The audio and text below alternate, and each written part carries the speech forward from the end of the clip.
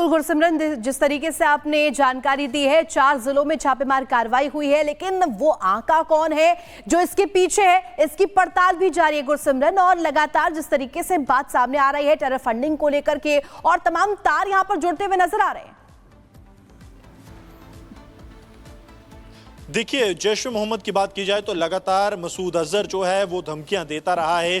तकरीबन 1 दशक के बाद मसूद अजहर का एक वीडियो भी, ऑडियो मैसेज भी जो है वो सामने आया था। और उसके बाद जिस तरह से राष्ट्रीय जांच एजेंसी की धरपकड़ जारी है, ये साफ दर्शाता है कि पाकिस्तान में बैठा मसूद अजहर जो है जैश को एक बार फिर से एक्टिवेट करना चाहता है, क्योंकि उसने पहले भी बड़े आतंकी हमलों को अंजाम दिया है, चाहे संसद आतंकी हमला हो या उसके बाद से लगातार पुलवामा आतंकी हमला, जो कि देश ने 2 बड़े दर्द झेले हैं। जैश उसी तरह के आतंकी हमलों को दोहराना चाहता है और यही कारण है कि उसके लिए अपना ग्राउंड नेटवर्क तैयार कर रहा है, युवाओं को बरगला के जमात में ले जाना और फिर जमात में शामिल युवाओं का इस्तेमाल जैश की गतिविधियों के लिए करना। ये एक पूरी रणनीति का हिस्सा है जिसको लेकर अब राष्ट्रीय जांच एजेंसी एक्शन में है और इस वक्त 19 ठिकाने जो कि 4 राज्यों और 1 केंद्र शासित प्रदेश में हैं, उनमें रेड जारी है। बिल्कुल गुरसिमरन, बड़ी जानकारी आप यहां पर दे रहे हैं, बहुत बहुत शुक्रिया तमाम जानकारी देने के लिए। गुरसिमरन हमारे सहयोगी जानकारी दे रहे थे कि किस तरीके से जैश के खिलाफ ये बड़ा एनआईए ऑपरेशन हो रहा है। अब आगे बढ़ेंगे, बांग्लादेश की बात करेंगे। किस तरीके से हिंदुओं के खिलाफ वहां पर कट्टरता दिखाई जा रही है, उन पर जुल्म हो रहे हैं, अत्याचार हो रहा है, उसको लेकर अब पहली बार बांग्लादेश सरकार ने इसको माना है कि जब से शेख हसीना की सरकार गई है उसके बाद से 88 घटनाएं वहां पर हुई है। इससे पहले यूनुस सरकार हमेशा ही इसको गलत बताते रहे हैं। एक रिपोर्ट इसी से जुड़ी आपको दिखाते हैं।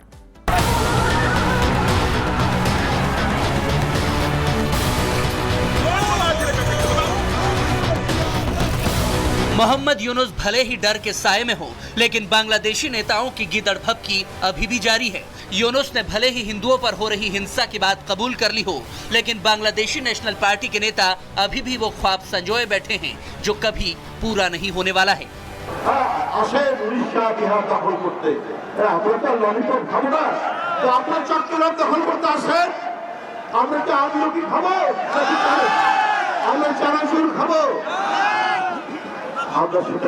बांग्लादेश नेशनल पार्टी के नेताओं ने ढाका से त्रिपुरा बॉर्डर तक लॉन्ग मार्च निकाला और इसी दौरान ये गीदड़ भभकी दे डाली। लेकिन इस बीच अब भारत के फाइटर जेट राफेल की गर्जना भी सुनाई देने लगी है।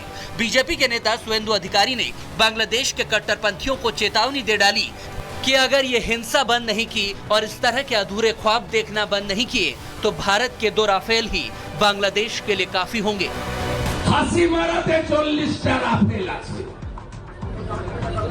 আরো বহু জায়গায় আছে, কাছাকাছি নামটা বললাম। মাত্র 2টো রাফেলকে যদি উড়িয়ে দেয় ভারত, প্যান্টে বাথরুম করে ফেলবে ওরা। एक तरफ बांग्लादेश को लेकर राफेल की एंट्री हो चुकी है तो दूसरी तरफ अब बात बॉर्डर खोलने की होने लगी है। बीजेपी विधायक टी राजा ने एक बार फिर 15 मिनट वाला बयान दे दिया, लेकिन इस बार टारगेट बांग्लादेश के कट्टरपंथी हैं। 15 मिनट गेट खोल दो, बांग्लादेशियों का काम तमाम कर देंगे। अरे 15 मिनट का समय दे दो, जो भारत में घुसा हुआ आतंकी उनका काम तमाम कर देंगे। हिंदुओं पर हो रहे अत्याचार को लेकर भारत का हिंदू जाग गया है। देश भर में प्रदर्शन किया जा रहा है और बांग्लादेश को मैसेज देने की कोशिश की जा रही है कि हिंदू और हिंदुओं के मंदिरों को टारगेट करना बंद कर दिया जाए, नहीं तो जिस तरह पाकिस्तान को सबक सिखाया था, अगला नंबर कहीं बांग्लादेश का ना आ जाए।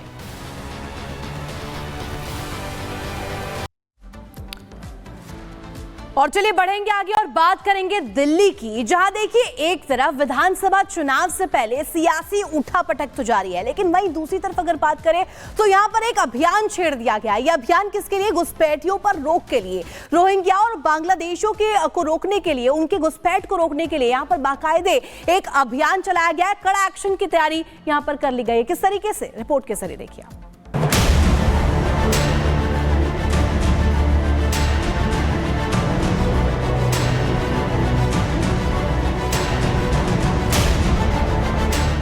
राजधानी में चुनाव से पहले रोहिंग्या का मुद्दा गरमाने लगा है। दिल्ली में अब घुसपैठियों को खदेड़ने के लिए एलजीबीके सक्सेना ने निर्देश दिए तो पुलिस एक्शन में आ गई और कालिंदी कुंज समेत कई इलाकों में दस्तावेज जांच के साथ ही धरपकड़ अभियान शुरू कर दिया। दिल्ली पुलिस पूरी तरह से मुस्तैद है, तैनात है और सुबह से ही ये कार्रवाई देखी जा रही है कि तमाम जो झुग्गियां हैं वहां पर दिल्ली पुलिस जो है वो पहुंच रही है और लोगों के जो आईडी प्रूफ है वो चेक करने की कोशिश कर रही है। ये तस्वीरें इस वक्त कालिंदी कुंज झुग्गियों की है जहां पर दिल्ली पुलिस जांच पड़ताल सुबह से कर रही है।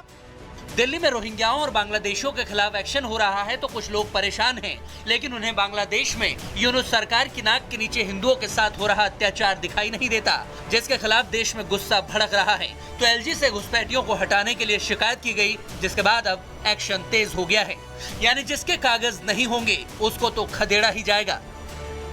पुलिस अगर ये कार्रवाई कर रही है या पूछताछ कर रही है, बांग्लादेशी जो है उन्हें निकाला जाना चाहिए, तो सही है या गलत है? नहीं, सही है वो। सही है। हाँ, वो हमारा उसमें कोई एतराज नहीं, हमारा चेक करे अच्छी बात है। हमें तो हमारा चेक करके आप लोग इससे सहमत? हम सहमत हैं, हम सहमत हैं। क्या लग रहा है पुलिस की जो कार्रवाई चल रही है कि जो बांग्लादेशी है, रोहिंग्या, उन पर कार्रवाई होना चाहिए, वो सही चल रहा है? हाँ, सही चल रहा है। हाँ, वो सही होनी चाहिए कार्रवाई। हाँ, होनी चाहिए। रोहिंग्या पर राजनीतिक दंगल भी शुरू हो गया है। बीजेपी और आप एक दूसरे को इसके लिए जिम्मेदार बता रही है।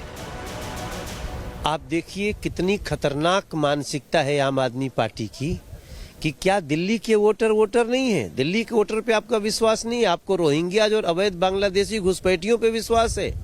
वो कहीं से वोटर हो सकते हैं क्या? जो लोग इलीगल घुसपैठिए हैं वो वोटर कैसे हो सकते हैं? यही तो मैं बार बार कह रहा हूं कि दिल्ली की जो आम आदमी पार्टी की सरकार इलीगल घुसपैठियों को, रोहिंग्या अवैध बांग्लादेशी घुसपैठियों को जिस प्रकार से वो बसा रहे हैं, ये एक बहुत बड़ा खतरा है और उस पर बहुत बड़ी कार्रवाई की आवश्यकता है। अमित शाह जी इनको लेकर आए और हरदीप सिंह पुरी जी ने खुद ट्वीट करके बताया था कि वो इनको बसा रहे हैं, यहाँ पर उनको सुविधाएं दे रहे हैं। और अब चुनाव के समय पे रोहिंग्या चिल्ला रहे हैं, कार्रवाई करने का नाटक कर रहे हैं। और संसद के बाहर की तस्वीर आपको दिखाते हैं। केंद्रीय मंत्री गिरिराज सिंह एक पोस्टर लेकर पहुंचे हुए हैं। लगातार राहुल गांधी को लेकर कांग्रेस पर निशाना साध रहे हैं भारतीय जनता पार्टी के नेता और इसीलिए पोस्टर लेकर पहुंचे हैं। और इस पोस्टर में सोनिया गांधी और जॉर्ज सोरोस को आप देख सकते हैं। दरअसल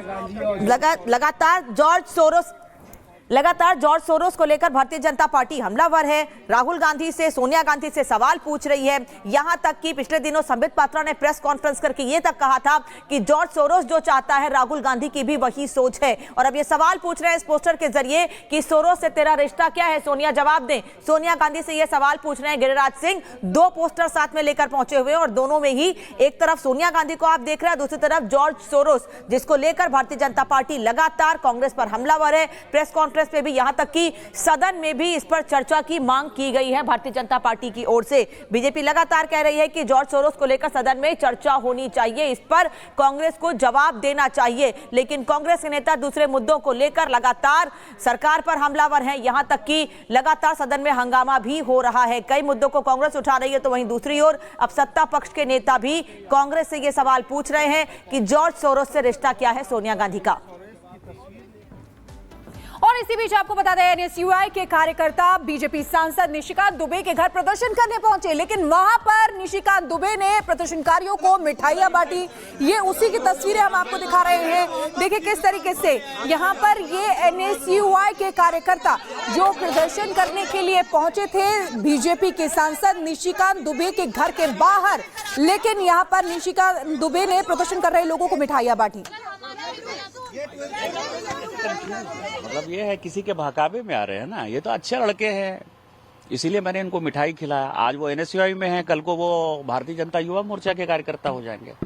मैं तो इन लोगों को सबको जो है युवा मोर्चा में लाऊंगा। इनको लगेगा कि वहाँ जो है भीखे प्यासे काम कराते हैं, यहाँ लोग नाश्ता कराते हैं, मिठाई खिलाते हैं, प्यार देते हैं।